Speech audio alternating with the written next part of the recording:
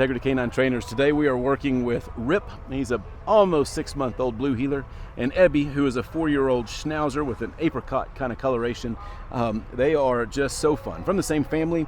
So what often happens is a family will get a new puppy, and quickly that puppy will pick up on the bad habits of the older dog. And so she comes to us with a lot of bad habits, greeting manners, recall is terrible.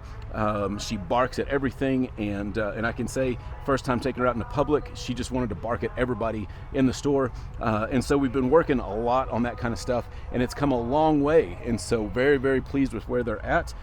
Today we're doing kind of a final walkthrough at Lowe's, and so we're going to be demonstrating a lot of the things that they've learned since they've been with us. So for instance, we're going to be looking at loose leash heel. We're going to do some off leash heel. We're going to use the place command, and we're going to do everything that comes along with that. And we'll do sit at every opportunity, and put them into a down. Rip, sit. Hey, it's your introduction, man. Sit.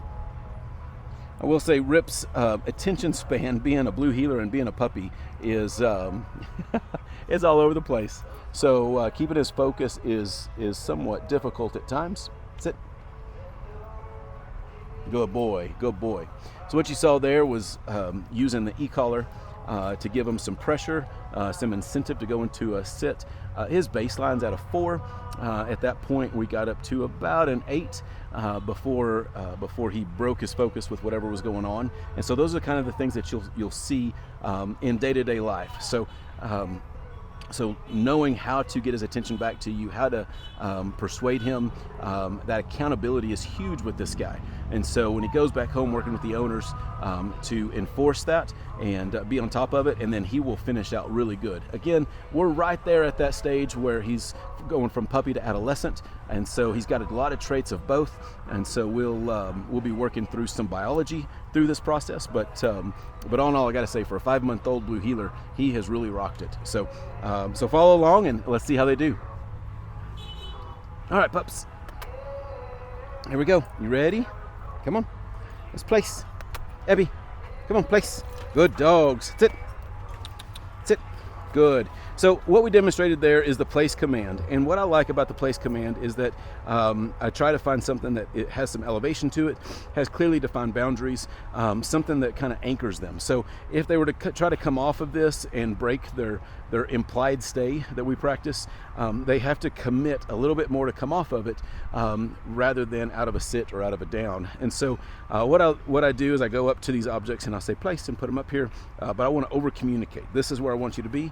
I follow that up with a sit, possibly a down, but honestly, in the home, on their place, if they're standing, if they're sitting, if they're in a down, I don't really care so much as a pet owner, because as long as they're staying on their place, we're good. So practical uses for this in the workplace, at the home, having a spot that is their place gives them that home feel. Think of it kind of like a crate that has no walls and no doors. And so their expectation is they stay there despite duration, distractions, and distance. So duration is just what we've been practicing here. Put them up on place. I stayed close to them. Their time on place. We've practiced this for up to an hour with these pups, and they've done really good with that in the office with me. So from there, just building in some distance. I might reiterate: good dogs, good place, good sit, good.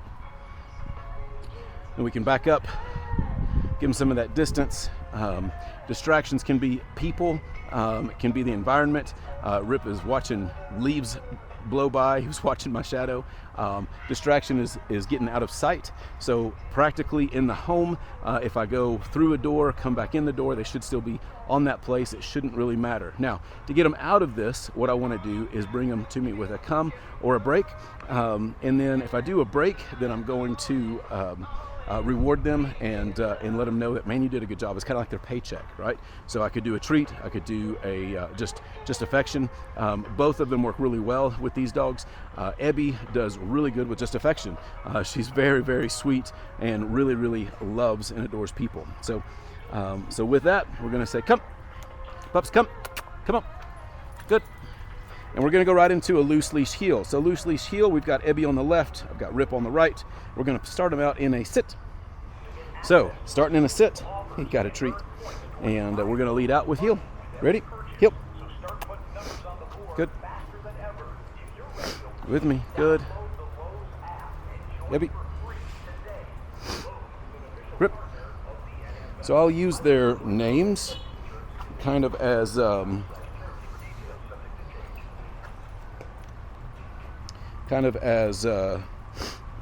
indicators, turning signals, so to speak. So excuse us. Rip. Eby. Good. Here.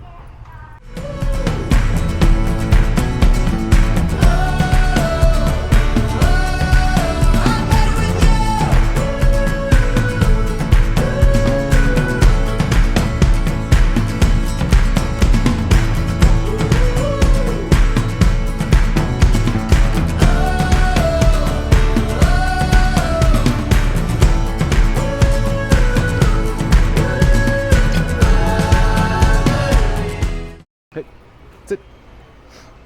Good sit. All right, so something that played out just back there a little ways is we had a dog on leash back there, and Eby saw him, the dog saw her, and so she got a little interested. So again, with pressure, I told her to leave it. I hit vibrate. Vibrate was mildly effective, so I stemmed. She's also at a 4. She's on a smaller collar than Rip is, and so I went up to an 8 again, and she got her focus back on me and knew that I've got to leave that alone. So here we are. We're going to put them into a duration sit or down, and just kind of let them see the sights and sounds going by. We're here at the front by the register, so there's plenty of people around, and you can see we've got some activity there. Leave it. Good. And then we're going to back up, and we're going to do that same distance practice, and let them just kind of hold it there as we back away. Now the distance gives them less perceived accountability, so by all means they could get up and run if they chose to, if they weren't obedient to the commands. So we're just going to let them sit here, let this crowd of people come by. Oh, sorry. No, you're good. You're good. All right. I think that was a good test. So we're going to pick it up, and we're going to go back into our loose leash heel. Good job, guys. Good job. All right. Rip, Eby, heel.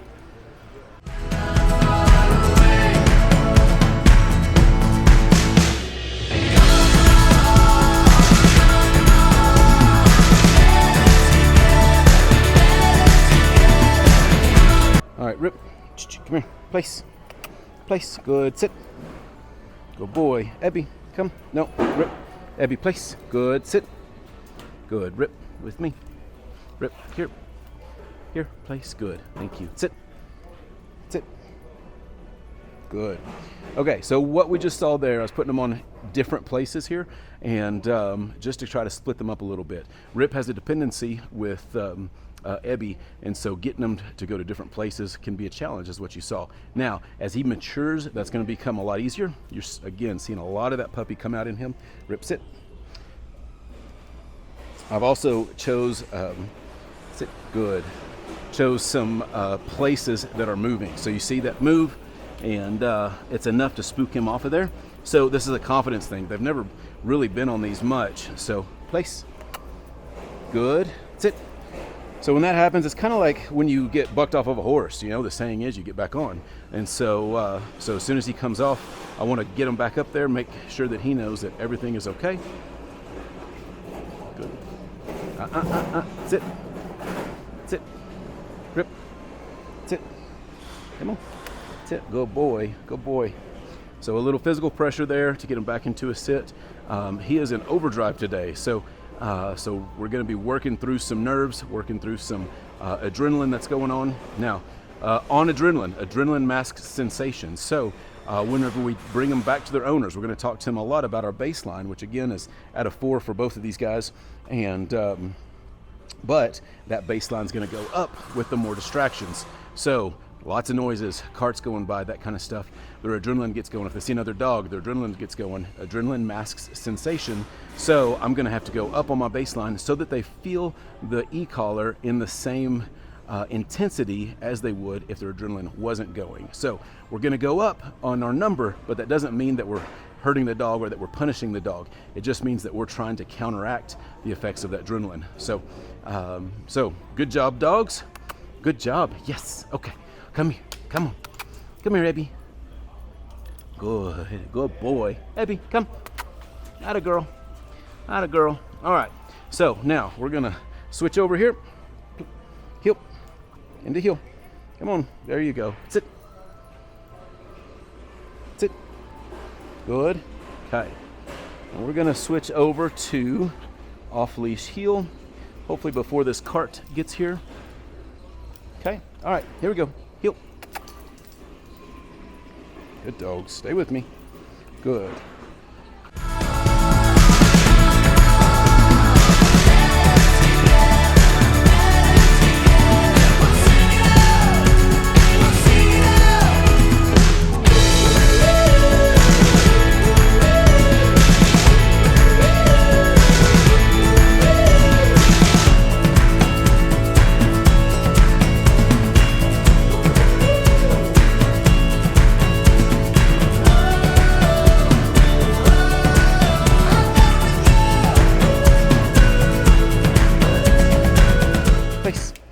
Come on.